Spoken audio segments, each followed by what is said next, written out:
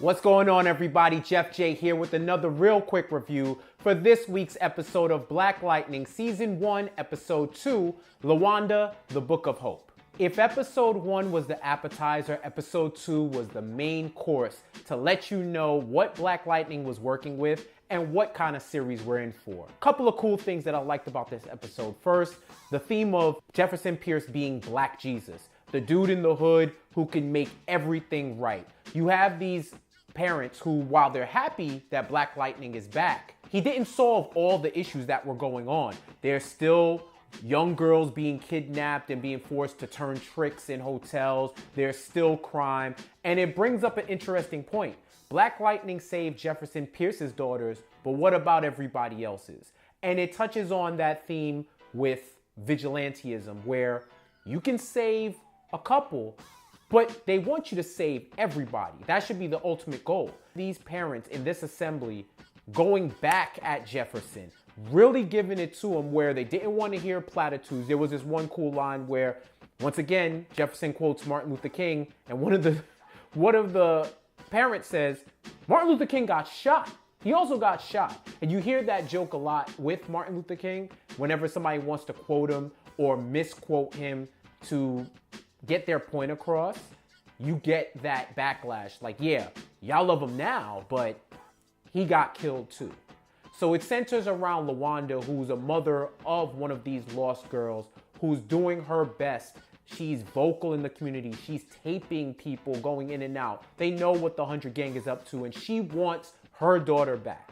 Jefferson, and this is his former student too, that he's trying to protect, and also just tell her to chill and let the system work it out. The system did not work for LaWanda. She ends up getting killed, and this was Jefferson's breaking point. You have him trying to work it out with Lynn. He wants his ex-wife back. He wants to rekindle and bring his family whole. But he realizes at that moment, since he couldn't save LaWanda, he tried to do it the Jefferson Pierce way, go in the hood once again, talk to Lala once again, tell him to stay away once again. He gets punked. He gets disrespected. He realizes that this way isn't going to work. And he tried that way, and it ended up costing LaWanda her life. So this was his breaking point where he said, enough is enough. Black Lightning needs to come back at any cost. And eventually that cost is any hope of getting back with Lynn. There was a dope scene between Gambi and Lynn where they talk about addictions. Lynn thinks that Black Lightning is Jefferson's addiction. Gambi thinks that Lynn is Jefferson's addiction, where they both say that he's so dedicated to those two that it pushes him over the edge. But who's really right?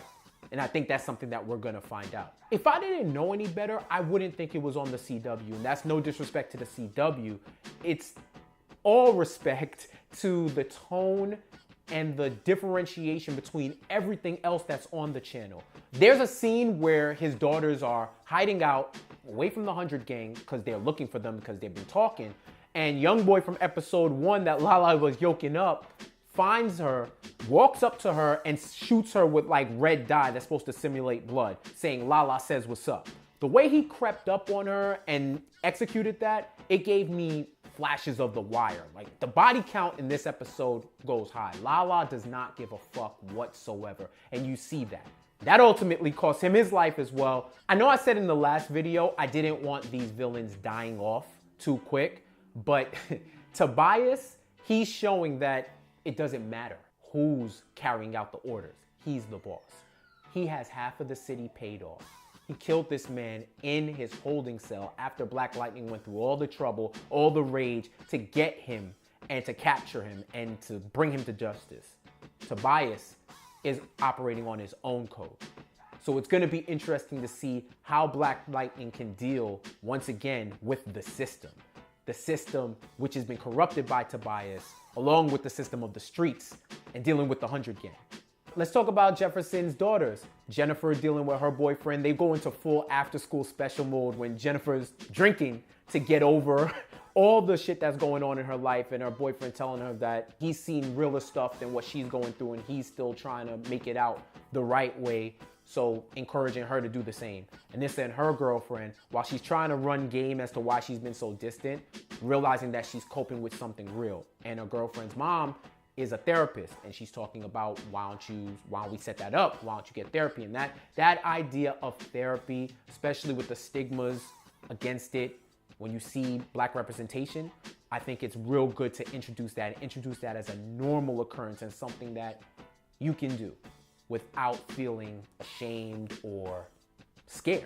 So I think that was a good aspect as well. Thematically, dialogue-wise, acting, all across the board, it raised the level of the pilot, cleared up any issues that I had. In episode 2, I had a lot of fun watching it. I'm interested to see where the series goes from here. I'm invested in the characters, and it seems like there's a lot more trouble coming Jefferson's way, and I'm here for it. I give this episode 4.5 flame emojis. Can't wait to see what's next. Let me know what you think. Use the hashtag RealQuickReview. Follow us on all social media. Like, comment, and subscribe to our page. And share the vid so we can keep the party going. I'm Jeff J for your Real Quick Review. We'll talk to you soon.